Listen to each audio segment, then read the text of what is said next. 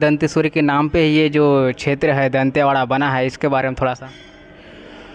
तो ये पहले के हिसाब से देखा जाए तो ये दंडकारण्य क्षेत्र है। आप रामायण वामायण में आप जानकारी लेंगे तो ये मंदिर जो है बहुत पुराना मंदिर है।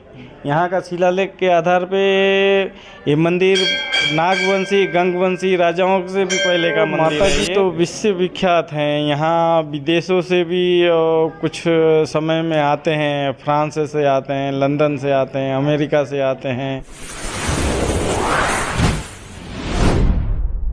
दोस्तों नमस्कार, मैं हूं संतोष पोयाम और आज हम लोग आए हैं माँ दंतेश्वरी के शरण में दंतेवाड़ा में। तो मेरे साथ यहाँ के जो मुख्य पुजारी हैं वो मेरे साथ खड़े हैं। सर, आप मेरे दर्शक को थोड़ा सा अपना परिचय दे देंगे। मैं परमेश्वर नाथ जिया दंतेश्वरी मंदिर दंतेवाड़ा। जी सर, ये जो मंदिर के बारे में क्या मेरे दर्शक लोग पूछते रहते हैं, मतलब क्या है, कैसा है, कहाँ स्थित है, तो थोड़ा सा मेरे को बताएंगे कि मंदिर के बारे में थोड़ा सा जानकारी मेरे दर्शक तक पहुँचाएंगे सर। ये दंतेश्वरी मंदिर जो है छत्तीसगढ़ राज्य के दंतेवाड़ा जिला, जो लास्ट छोर होता है हमारा बैलाडीला पहाड़ का, जो दंतेवाड़ा जिला के अंतर्गत में है बैलाडीला पहाड़। ये दंतेवाड़ा जिला में संकनी और डंकनी नदी, दोनों नदियों के बीच में माता जी का मंदिर स्थापित है, जो 800 साल पुराना मंदिर है।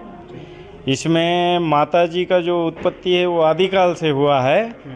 तो इसमें गंगवंशी, नागवंशी, नलवंशी और काकतीय वंशज, तो ये 4 राजाओं का इस क्षेत्र में, ये दंडकारण्य क्षेत्र में 4 राजाओं का राज्य शासन था। पहले रियासत कालीन में 4 राजाओं का था।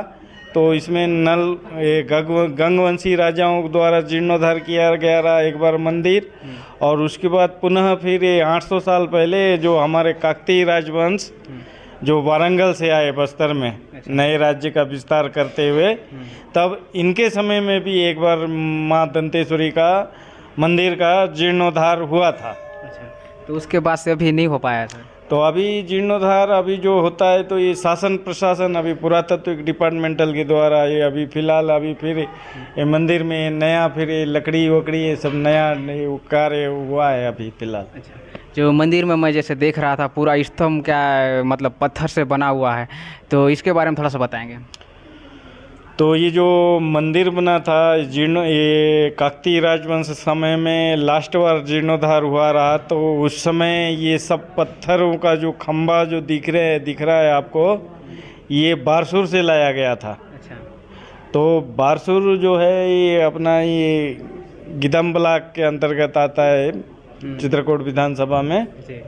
तो वहाँ से पत्थरों को लाया गया रियासत काल के समय में, और यहाँ फिर मंदिर का जीर्णोद्धार किया गया था ये काकतीय राजवंशक समय। सर, दूसरा और मेरा एक सवाल है, यहाँ पे मतलब माँ दंतेश्वरी के सिवाय और कौन कौन से मतलब भगवानों का यहाँ पे मंदिर स्थापित है? तो यहाँ दंतेवाड़ा में माता दंतेश्वरी का मंदिर है, और ये बगल में माता भुवनेश्वरी जो मावली माता के नाम से भी जानी जाती है, उन्हीं का ही मावली प्रगाव होता है बस्तर दशहरा में। तो मावली माता का मंदिर है, और आप पीछे संगम पार करेंगे तो बटुक भैरव जी का मंदिर है, और ये आसपास में इधर पूरा देवी की स्थल पूरा फैला हुआ है। बारसूर में आप जाएंगे आपको बत्तीसा मंदिर मिलेगा, मामा भांजा मंदिर मिलेगा, और आप ये दोनों नदी के उस पार जाएंगे तो भैरव बाबा मंदिर है, इधर टांडव भैरव का मंदिर है। मतलब आसपास में छोटे छोटे मूर्तियाँ कहीं बिखरे पड़ी हैं पूरा यहाँ। थोड़ा सा मेरा और एक सवाल है सर कि यहाँ पे शंखनी डंकनी बहुत ज़्यादा फेमस नदी है, उसके बारे में थोड़ा सा बताएंगे। हाँ, तो डंकनी शंकनी जो है, एक समय में 2 राक्षसी रहती थी। अच्छा। सांकनी और डांकनी बोल के। अच्छा। उन्होंने कुछ अच्छा धार्मिक कार्य किया, तो उनका कार्य को देखते हुए विष्णु जी का वरदान था कि चलो ठीक है, माता जी वहाँ विराजमान कर रही हैं, तो आप लोग अच्छा कार्य मतलब दैविक टाइप का अच्छा कार्य किए हैं, तो आप लोगों को माता जी का आशीर्वाद बन रहा है, इसीलिए आपको शंकनी और डंकनी के नाम से उद्गमन होगा आप लोगों का। आप माई जी के चरण में ही, माई जी के जो जहाँ मंदिर स्थापित होगा वहीं पे संगम में आप लोग दोनों मिलेंगे, और आप आज से तुम लोग राक्षसी कुल में ना रह के अब दैविक कुल में आओगे और आपका नाम सांकनी डांकनी से संकनी डंकनी होगा बोल के, ये ऐसा विष्णु जी का वरदान था वो राक्षसी कुलों के ऊपर। अच्छा सर, दूसरा और एक सवाल है मेरा कि यहाँ पे जो भव्य उत्सव होता है मतलब वो कौन से समय होता है, और जो हमारे दर्शक क्या पूछते रहते हैं वहाँ कब मतलब भव्य जो यहाँ का प्रार्थना होता है वो सारी चीज़ के बारे में कौन सा माहम होता है?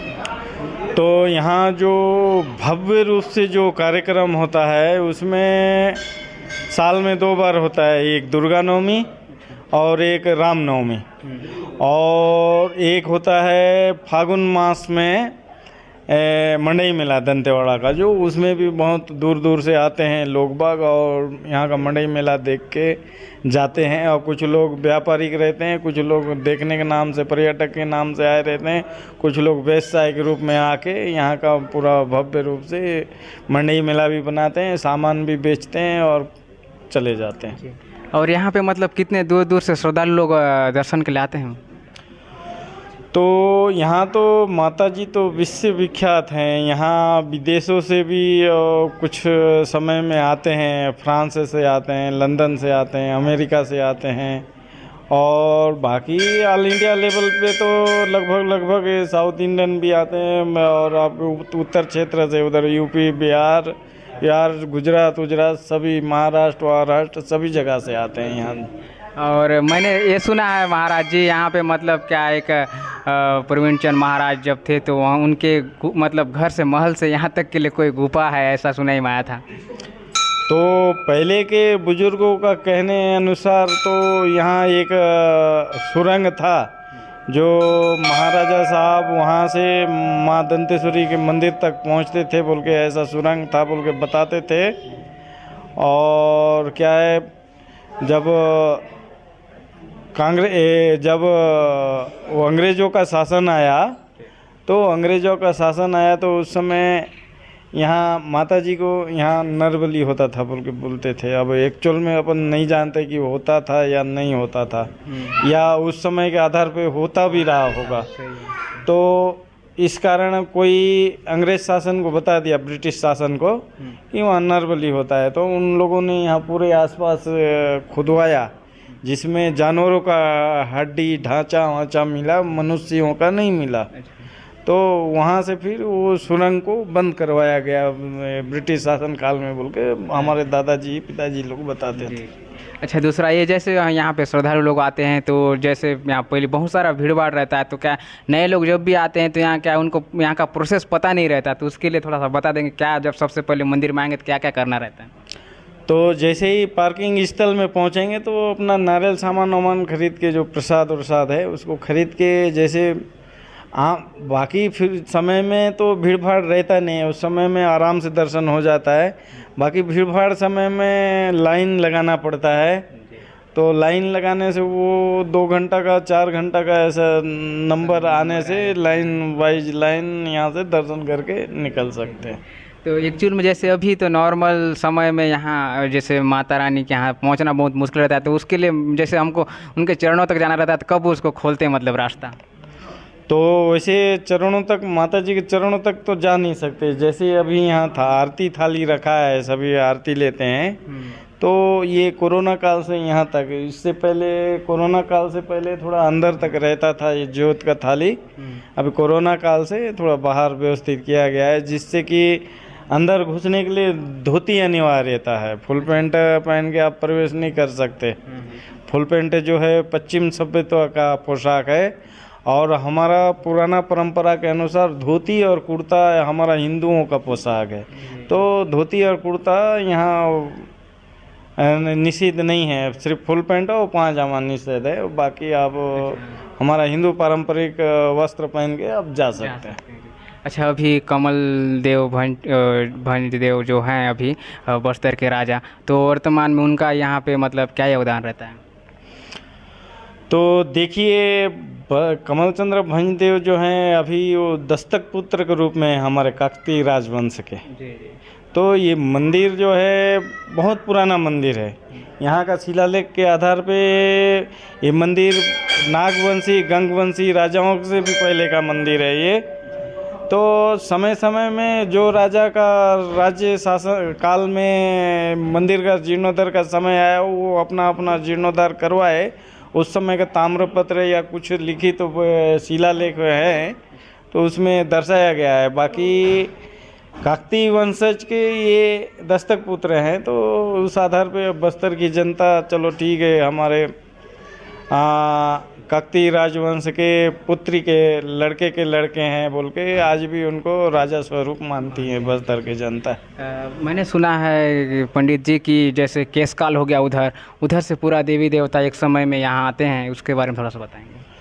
हाँ, तो यहाँ जो फागुन मास चलता है, फागुन मंडई मेला में, तो उस समय ये अपना उड़ीसा क्षेत्र, ये आपका ये बकावंड करपावंड क्षेत्र से भी कुछ देवी देवताएँ आती हैं, और आपका कोंडागांव क्षेत्र से भी आते हैं, उधर माकड़ी वाकड़ी से भी देवी देवता आते हैं। और इधर ये आपका बीजापुर आसपास से भी कुछ देवी देवताएँ आती है। और इधर तो पूरे इधर आपको मान चलिए सुकमा जिला आसपास से, और कुछ आंध्रा से भी कुछ देवी देवता आते हैं। जो यहाँ के जो पुराने लोग जो अभी आंध्रा में जाके बसे हैं, उनका देवी देवता भी यहाँ लाते हैं और सम्मिलित करते हैं मंडई मेला में, और फिर विदाई होने के बाद ले जाते हैं।